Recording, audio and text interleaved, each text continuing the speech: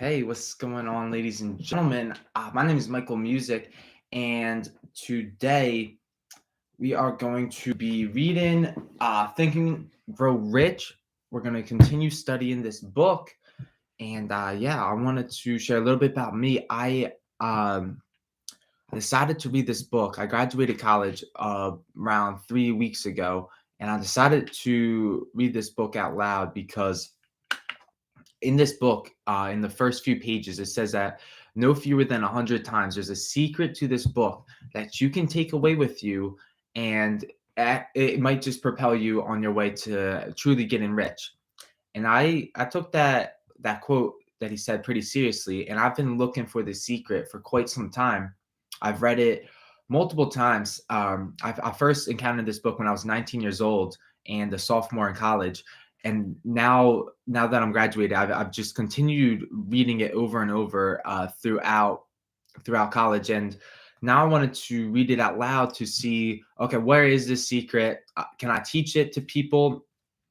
Napoleon Hill is the author of this book, and he says that he doesn't blatantly say it because that really defeats the purpose. He says you gotta acknowledge it and figure it out on your own. And so my goal is to at least uncover the secret myself. I don't truly believe I found it yet. I truly don't, and that's why I'm still looking, and that's why I decided I'm gonna read it live on YouTube and Facebook to find it. And my goal is to, once I find it, help other people find it as well. So that's why I keep reading this book. It's a phenomenal book. I would suggest it for anyone that is looking to get into any type of personal development, because I think this is the cornerstone of all of the books that help people make people millionaires. Like, for example, I think this book has made millions of millionaires, and it's probably the most box office title name ever. So yeah, that's a little bit about this book and why I'm doing this call. A little bit about me. I started my journey when I was 19 years old. I actually started out in door-to-door selling. I got this opportunity where I could start a painting business, and I would go home from college every other weekend in my spring semester and just start knocking on doors and building a business from the ground up.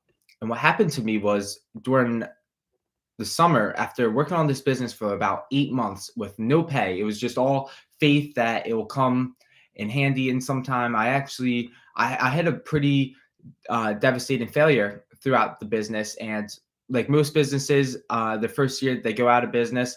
That's somewhat what happened to me. It was a service business, so I still did what I could to hustle and make money, just knocking on doors and selling painting services. But ultimately, that first blowback made me really evaluate some things. And it was interesting because I realized before then I never used to think.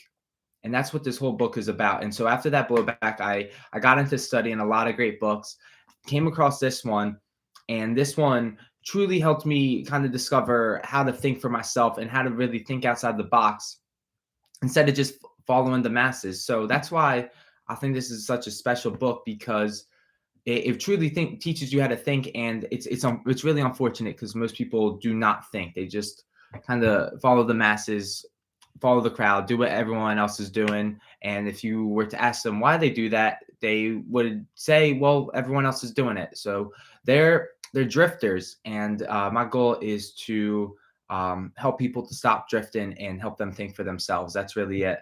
So if I can accomplish that, then my work here is done. However, I got a long way to go with that. And speaking of which, we're going to talk about more on the subconscious mind. So give me one sec. I'm going to turn my fan on.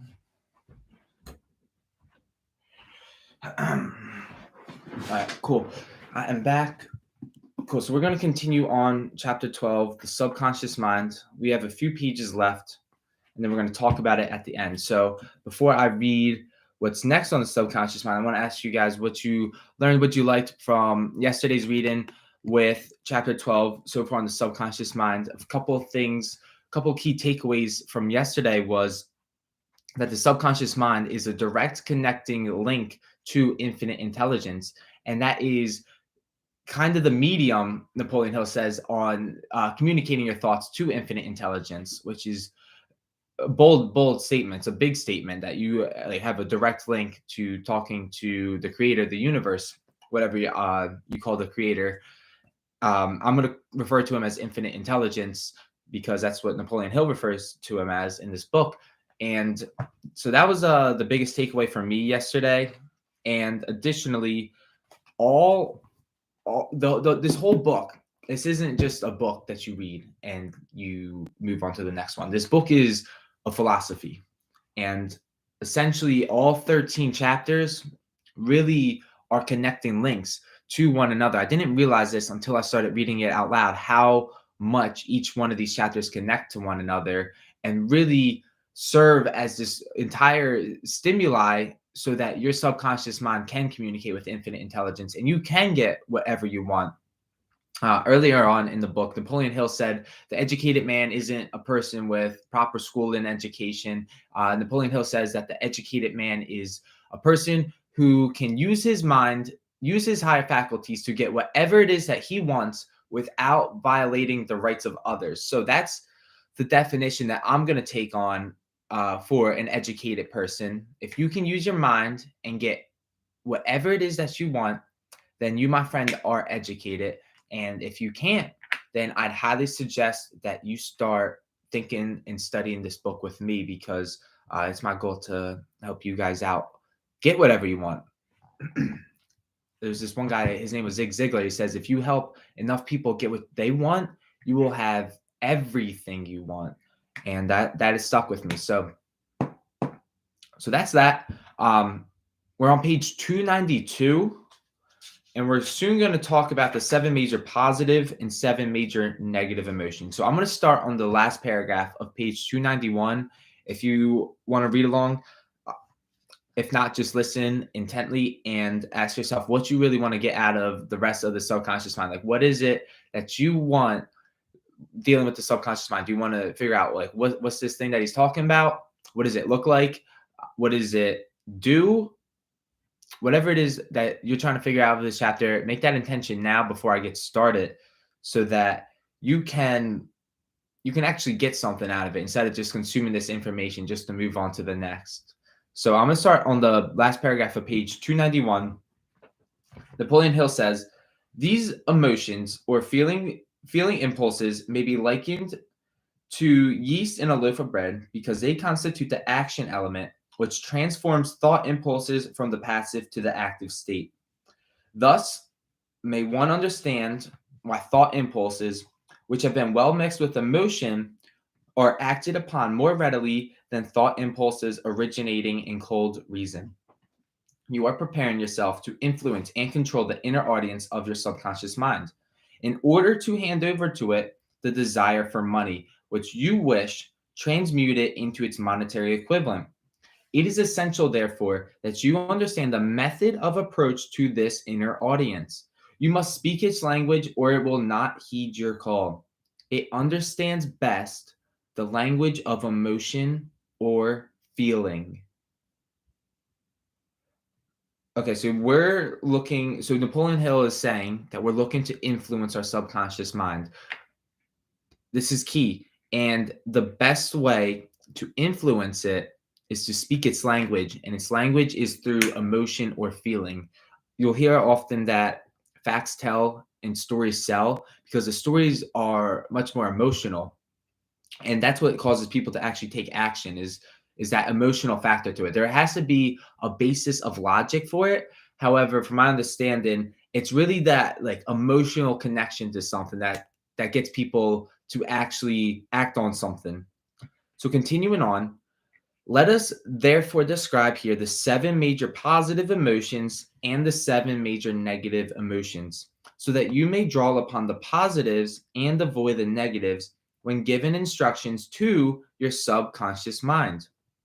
The 7 major positive emotions: the emotion of desire, the emotion of faith, the emotion of love, the emotion of sex, the emotion of enthusiasm, the emotion of romance, and the emotion of hope. So the 7 majors is desire, faith, love, sex, enthusiasm, romance, and hope. There are other positive emotions, but these are the 7 most powerful and the ones most commonly used in creative effort. Master these 7 emotions. They can be mastered only by use, and the other positive emotions will be at your command when you need them. Remember in this connection that you are studying a book which is intended to help you develop a money consciousness by filling your mind with positive emotions. One does not become money conscious by filling one's mind with negative emotions. I want to stop right there and pause for a second. This is not the first time Napoleon Hill has mentioned developing a money consciousness. And it's interesting because when I think about it, like truly what is money?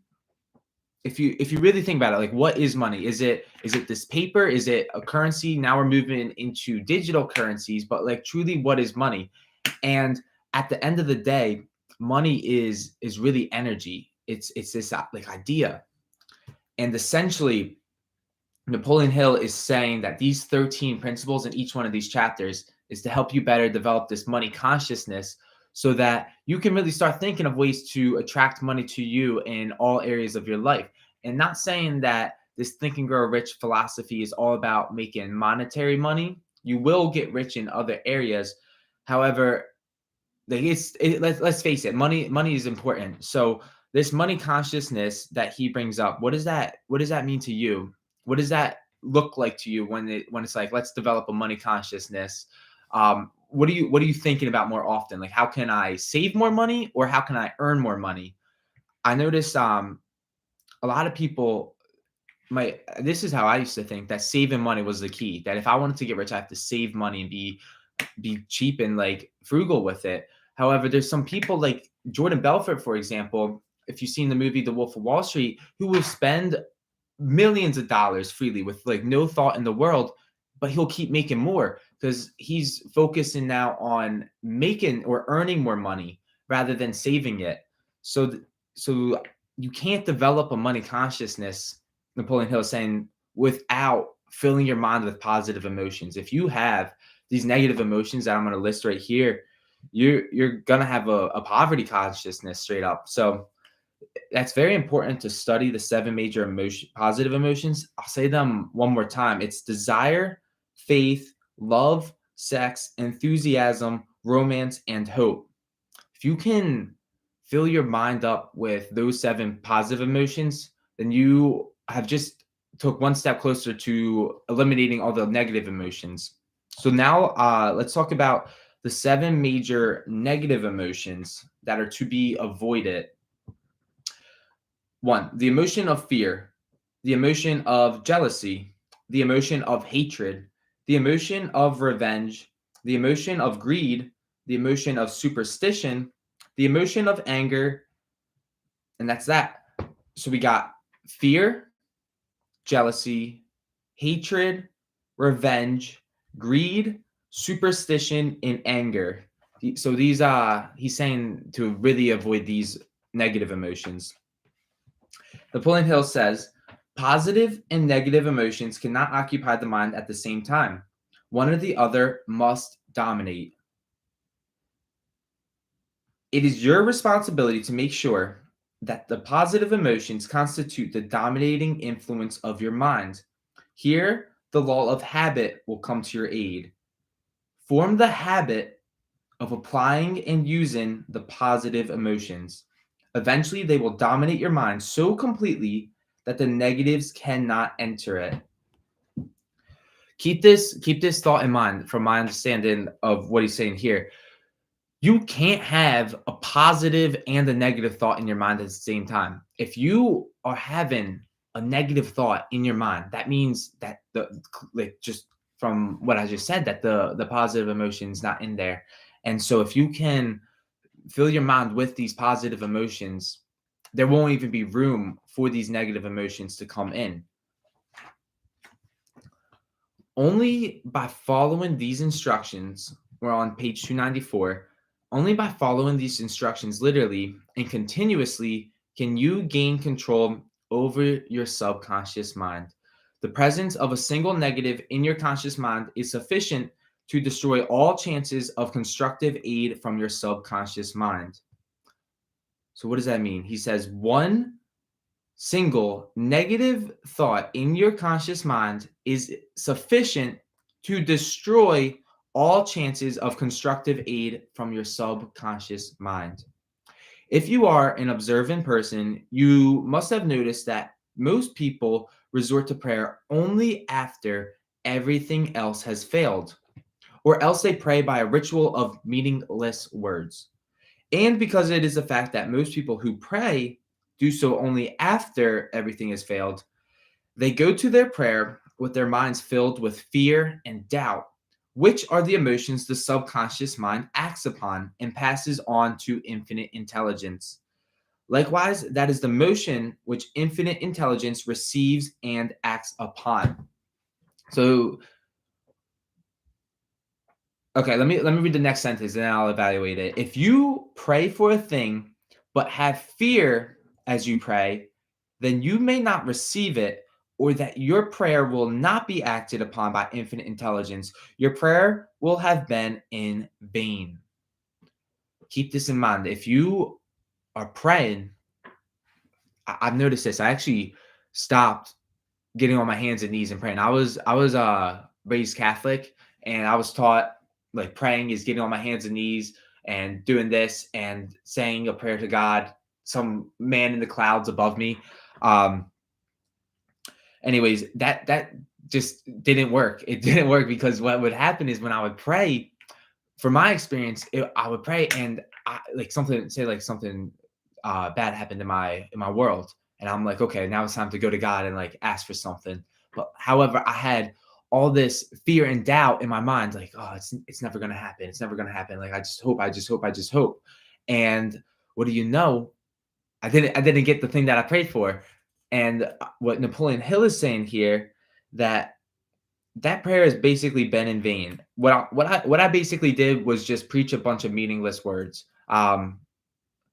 Yeah, it's just how it is. It's just how it is. So, um, keep in mind the state that you're in. However you pray, keep in mind the state that you're in when you do pray, because that state is really essential to how infinite intelligence is going to respond to your prayers. And listen, I'm not no expert on praying. I apologize if I am coming off too strong. This is just what I know from experience. I've prayed for things to happen in my life, and I have gone into these prayers with that fear and doubt. I'm sure a lot of people have, and it has straight up just not worked. It is just like like it was just what it is. It's the law. So keep that in mind. It really is about how, like, your state that you're going in when you ask for these things from infinite intelligence.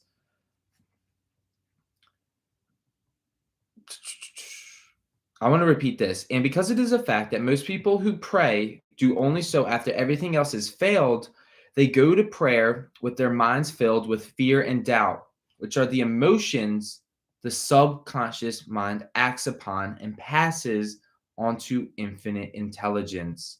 Likewise, that is the emotion which infinite intelligence receives and acts upon.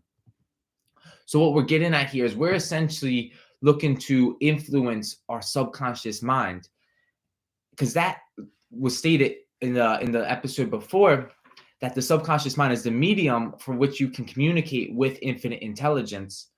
And it's it's the emotions that the subconscious mind will act upon and send over to infinite intelligence. And likewise, just because of the laws of physics, the infinite intelligence will respond equally to the emotion that the prayer was sent to it. So I don't know exactly where I'm going with this, but I hope this is making you think a little differently about how you send out your prayers.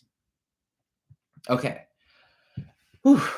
Furthermore, prayer does sometimes result in the realization for which one prays. If you have ever had the experience of receiving that for which you prayed, go back into your memory and recall your actual state of mind while you were praying, and you will know for sure that the theory here described is more than a theory. Okay, so this is a good example. If you actually got something that you prayed for, one thing Napoleon Hill suggests is going back to that time when you did pray for it and think about the state of mind that you sent that prayer off. And you will know for sure that the theory here described is actually more than a theory. The time will come when the schools and educational institutions of the country will teach the science of prayer. Moreover, the prayer may be and will be reduced to a science. When that time comes, it will come as soon as mankind is ready for it and demands it. No one will approach the universal mind in a state of fear, for the very good reason that there will be no such emotion as fear. Ignorance, superstition, and false teachings will have disappeared, and the man will have retained his true status as a child of infinite intelligence. A few have already attained this blessing. If you believe this prophecy is far fetched, take a look at the human race in retrospect. Less than 100 years ago, men believed the lightning to be evidence of the wrath of God and feared it. Now, thanks to the power of faith, men have harnessed the lightning and made it turn the wheels of industry. Much less than 100 years ago, men believed the space between the planets to be nothing but a great void, a stretch of dead nothingness. Now, thanks to the same power of faith, men know that far from being either dead or a void, the space between the planets is very much alive, that it is the highest form of vibration known, excepting perhaps the vibration of thought. Moreover, men know that this living, pulsating, vibratory energy, which permeates every atom of matter and fills every niche of space, connects every human brain with every other human brain. Okay, I'm gonna pause on there. In this one great book that I really recommend everyone reads is called The Science of Getting Rich, and the author Wallace D. Wattles says that there's this thinking substance which permeates, penetrates, and fills the inner spaces of the universe. And the thought held in this thinking substance will intangibly produce the thing that is formed in that thought. So it's interesting when I read this that Napoleon Hill is saying the same thing about this stuff. There's this thinking substance out there. Moreover, men know that this living, pulsating, vibratory energy which permeates every atom of matter and fills every niche of space connects every human brain with every other human brain. Okay, I'm going to keep going. What reason have men to believe that this same energy does not connect every human brain with infinite intelligence? Hmm.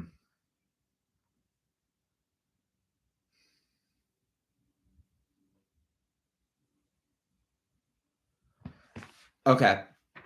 I'm just going to say this. This is page 295, Think and Grow Rich, chapter 12, The Subconscious Mind. This is truly one of the greatest questions you can ever ask yourself, or that I've ever asked myself.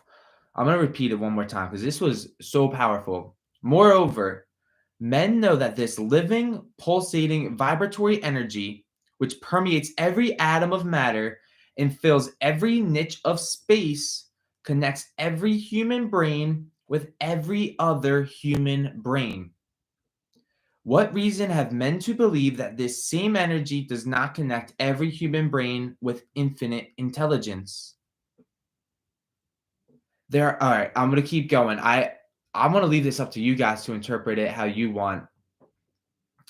But let me know what you guys think about that statement. How every human brain is connected in some way or another, and there's this living, pulsating, vibratory energy which permeates every atom of matter and fills every niche of space.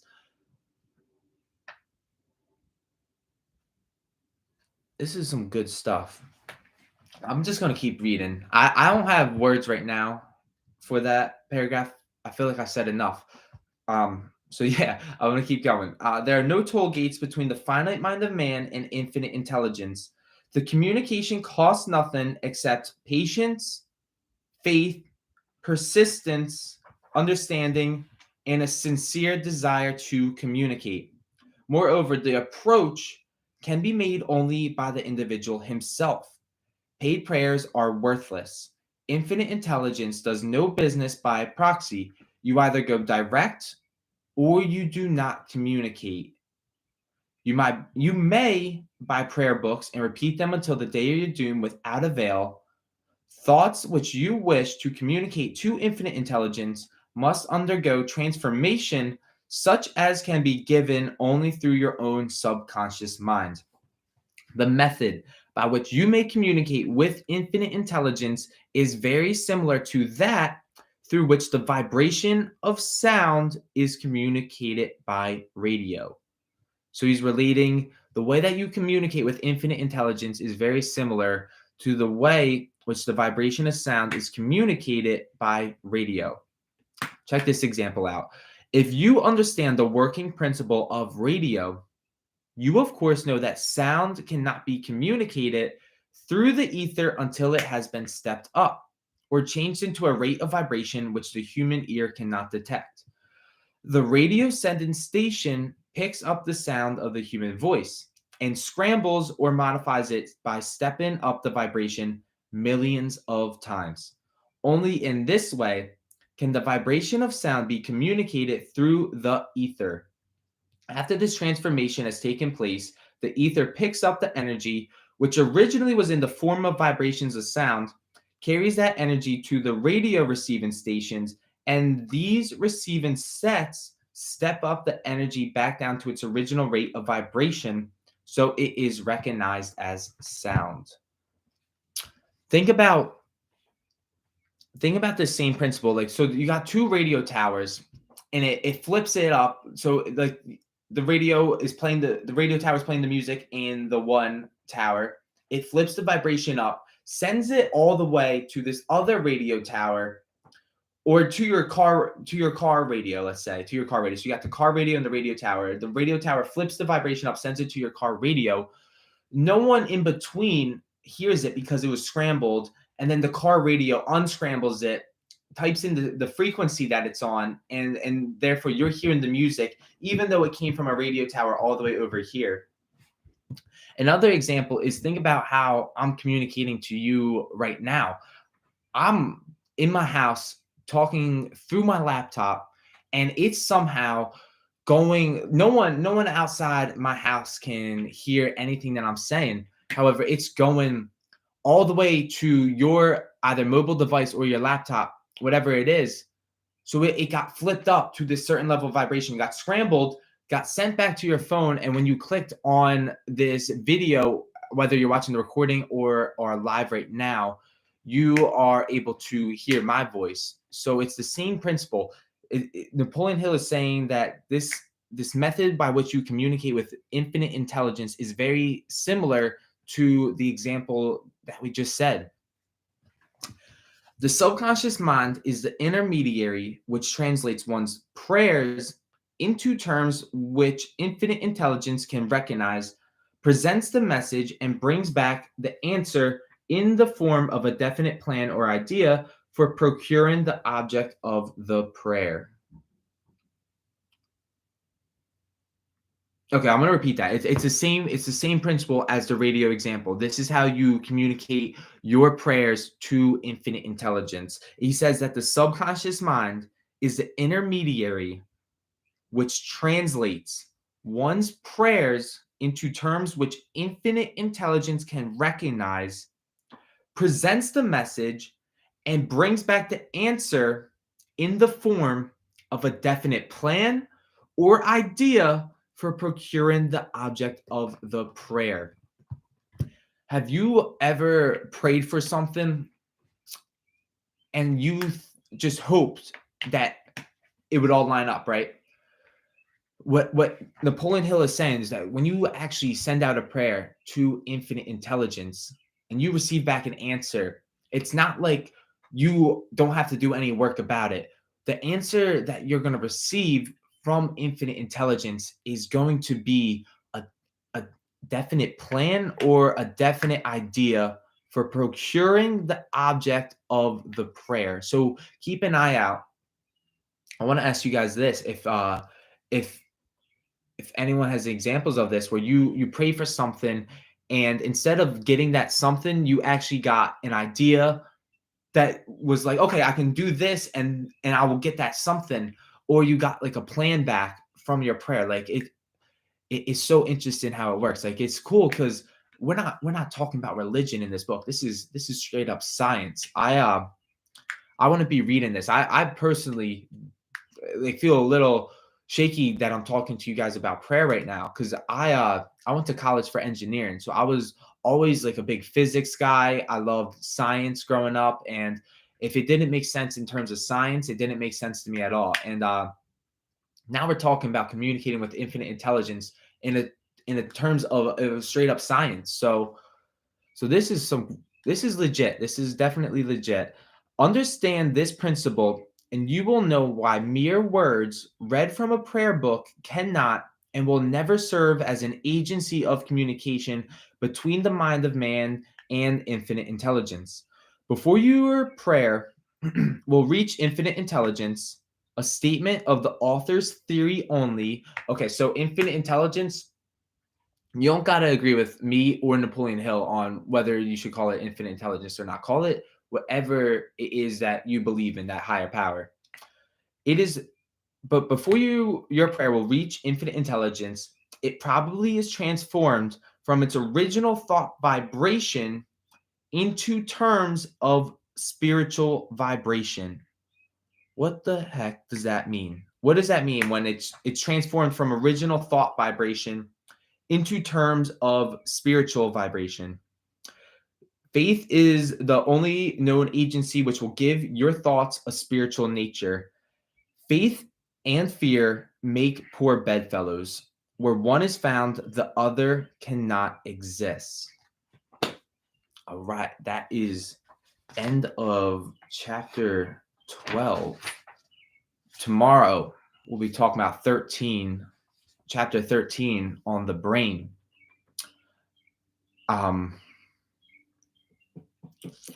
Yeah, I came off very strong today, very energized. I'm gonna be real. I just worked out before reading this, but this chapter on the subconscious mind is very well written. I will say it is very well written. There's some other great books out there on the subconscious mind. There's this one book by Dr. Joseph Murphy. It's called The Power of Your Subconscious Mind. I started reading that. I didn't finish it yet, but that is another great book to understand the powers of your subconscious mind. But let me know what it is that you learned about your subconscious mind from this chapter. If there was anything that specifically stood out to you. Listen, I'm not no expert on this. I'm not saying that every time I pray, I get what I want. But reading this out loud, it allows me to become aware that, okay, if I'm gonna pray for something, I better not have that state of fear and doubt. I better make sure that I'm like thinking in state of like happiness, joy, and that I'm gonna get the thing that I pray for. So yeah, I definitely, I'm not saying I'm an expert on this. I'm just reading Napoleon Hill's words. Definitely a little bit energized today. Yeah, that's that. This was a powerful chapter. So this was what, episode 19, I think we're on. I would rewatch this if I were you. I'm gonna rewatch it. This is my first time. So keep in mind, this is my first time reading this book out loud. I'm gonna read it many more times out loud, and ideally really be able to convey the concepts in this book to you guys, the audience. So it's gonna get better and better. But damn, that chapter was really deep, really, really good stuff. So I got some questions I guess I can ask you. What is a good example of how your subconscious mind communicates your prayers to infinite intelligence? Like, can you list an example? Like, remember we said the example of the radio. transmitting it music to your car's radio. So think of examples like that. Think of examples of how the internet works, of how I can talk to you, and I'm here sitting in my house, but I can talk to you wherever you are if you click this video. Think about how that works and relate it to conveying your thoughts to infinite intelligence. Yeah, we're definitely getting to some deep stuff here. This is not anything that they teach in school, because in school they're scared to talk about this type of stuff because they keep it at like an intellectual level. They won't ever talk about spiritual stuff. And this isn't no hoorah shit. This is science to me. So that's why I like it. Um, yeah, I'm gonna end the video off there. Please, if you guys do watch this, like drop a comment or something you learned. If you disagree with something I said, because I'm talking about infinite intelligence here, and I'm just a 22-year-old kid that just graduated college. So no saying that I know it all. But please let me know your feedback. I would love to hear it, and maybe we have a conversation about it. Um, so yeah, with that being said, tomorrow we'll do chapter 13 on the brain. We'll study what the brain is. It says chapter 13, the brain, a broadcasting and receiving station for thought, the 12th step towards riches. So we're going to talk about how your brain is essentially a broadcasting and receiving station, like a radio station is. And yeah, I'm gonna end it here before we go to overtime. But yeah, bye for now, Facebook. I'll see you, and YouTube until we meet again in time and space. Bye for now.